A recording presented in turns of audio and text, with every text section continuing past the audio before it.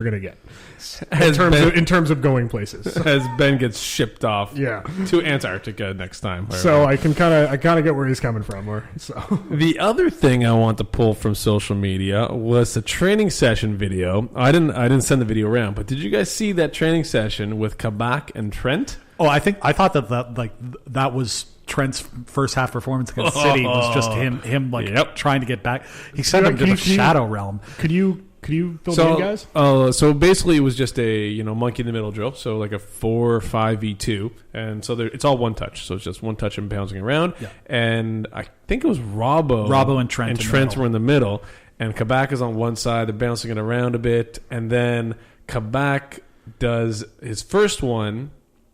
How does it? Does he meg him the first time? No, he passed just very standard pass, I think, to Milner. Milner gets the ball back to him, and then he megs him. He did two things to him. He dummied him twice in this game, and it's like literally you hear Robbo in the middle just going, "Oh!" No, that was Henderson.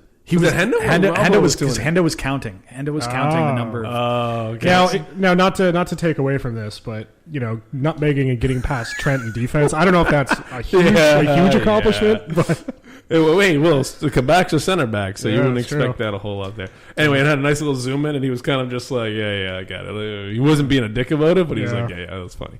But anyway, I thought that was a fantastic little thing. So hopefully we get to see these guys, him and Davies, in our next matchup. We're going to move up now to our debate time segments. Now, I had a lot of stuff brewing around my noggin this week with all kinds of different things that could be happening. So I grouped them up into a couple little not games really, but different debate topics here for John and Ben and then myself to chime in on. And I'm going to start off with some overreaction, underreaction, or just the right amount of reaction to these statements coming up. First one, pretty straightforward.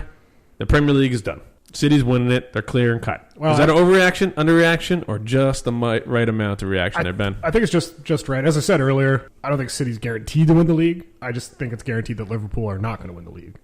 But if I were to, I think at this stage, most intelligent people would say that City are pretty clearly going to win. But, who knows? I'd call it a slight overreaction just simply because... I agree. I think that the chances of Liverpool winning it are if not nil, then certainly approaching it asymptotally.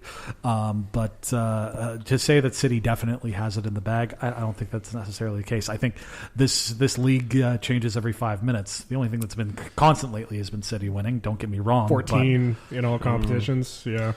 So I think it's pretty much a foregone conclusion because I don't think United's going to catch them. Leicester definitely not, and we're not going to catch them. So I think I'll even go to underreaction. I think it's going to be clear, like an obvious win by City there. Statement number 2.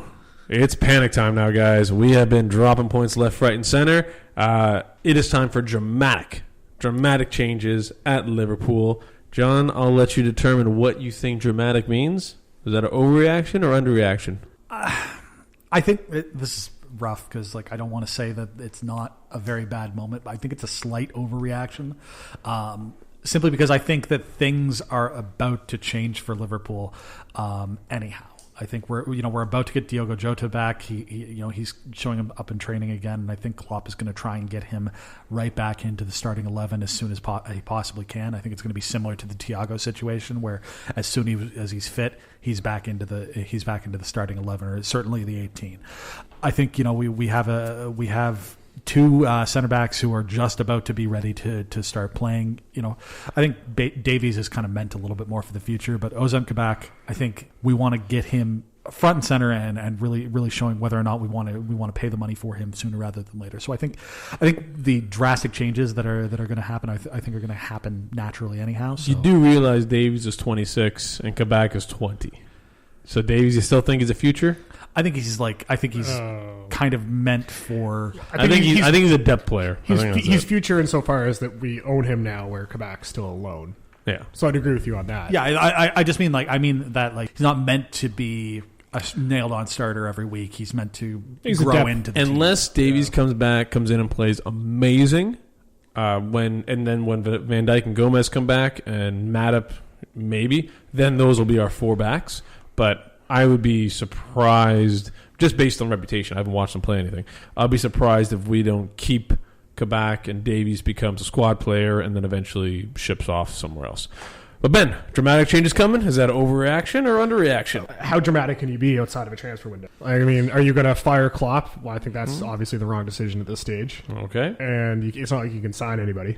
So I think, kind of like John was getting at, the dramatic change you make is, and I think I was saying this to you during the City game, that what do you have to lose at this stage? Might as well throw Kabak and Davies in. Could lose top 4.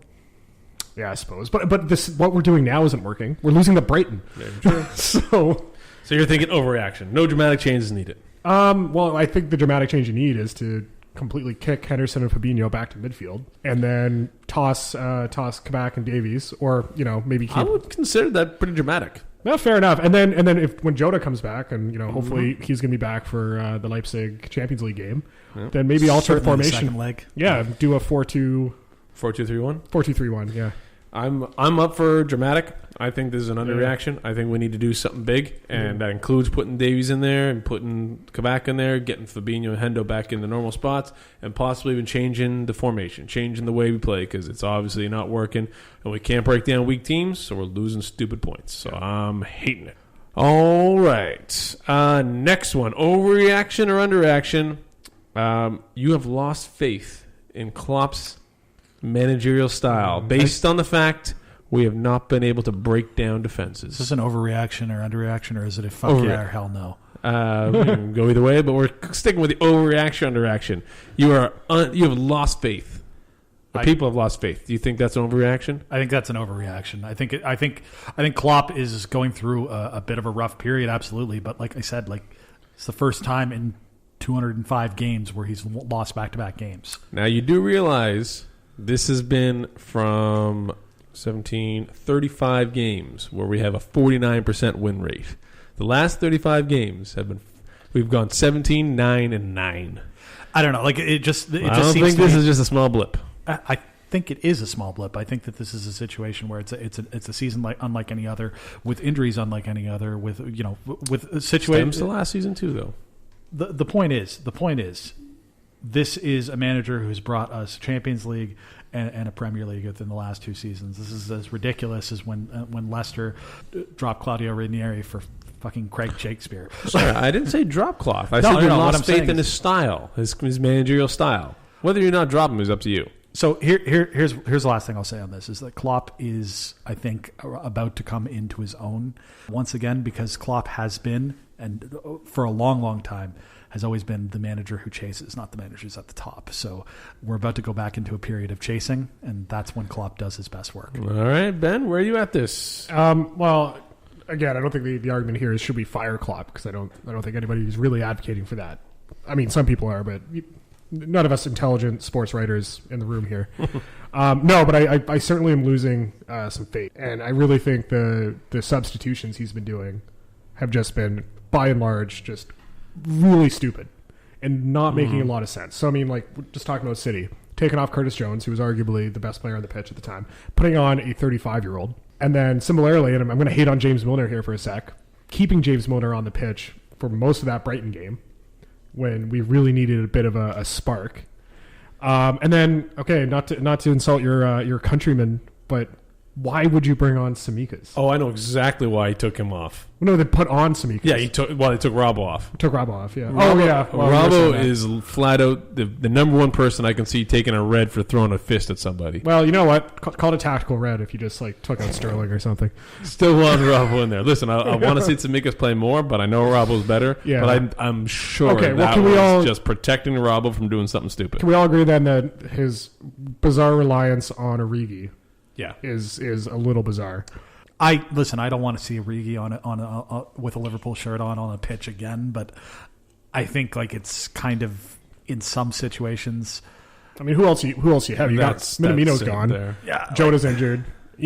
Ox and Shaq, sure, but they're might as well be in midfield half the time anyway. Origi's a natural, as natural as you can say he is right now. Honestly, I think it's a situation where he's throwing on Origi to just be like, okay, here's something different. Yeah, at the very least. I think the last thing I'll say on Klopp is if you look through his last couple and last year at Dortmund, when Dortmund finished 7th, a lot of the stuff that's happening now was happening then.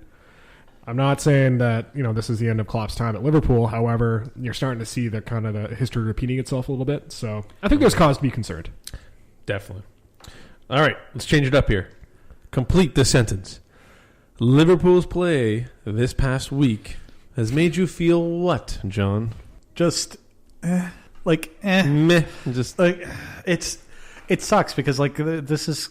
I base a lot of my week on when are Liverpool playing, it's a question of whether or not I'm going to work from home one day so I can catch the game a little bit easier, that sort of thing. It's just like I'm going to keep on watching, and I've seen worse. Ben? Well, the word I was going to use, which I think is pretty, a synonym as far as it goes, is deflated. Now, something I've been doing because it's 2021, we're all trying to be a little bit better.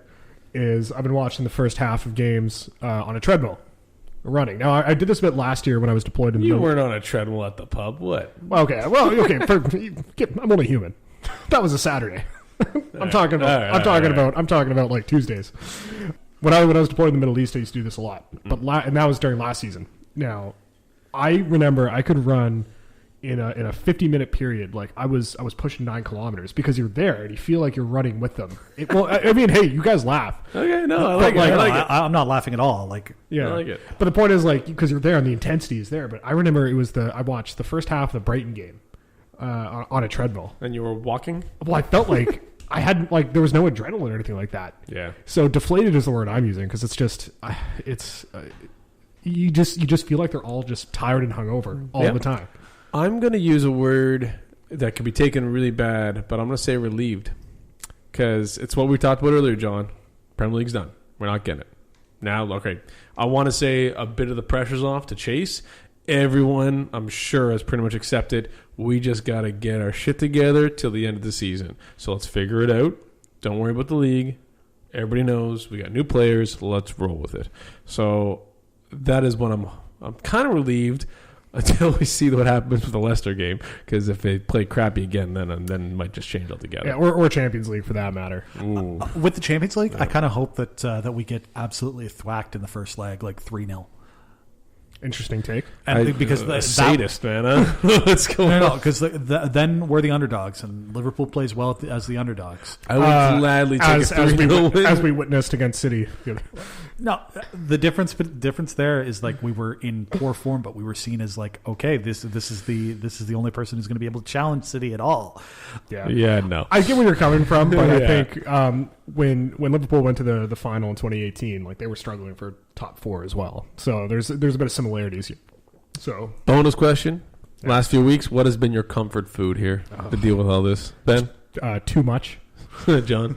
Soups. Beer. Last one, guys. Complete the sentence. If at the beginning of this season, I would tell you that Liverpool will be dealing with... Geez, I had the list of all the injuries. I'm not going to go through them all. We know what all the injuries are. If at the beginning of the season, I was to tell you we had all these injuries and Liverpool would finish top 4, but not a Premier League championship, you would have said, what, John? Absolutely fine. That's great. Ben? Understandable. Yeah.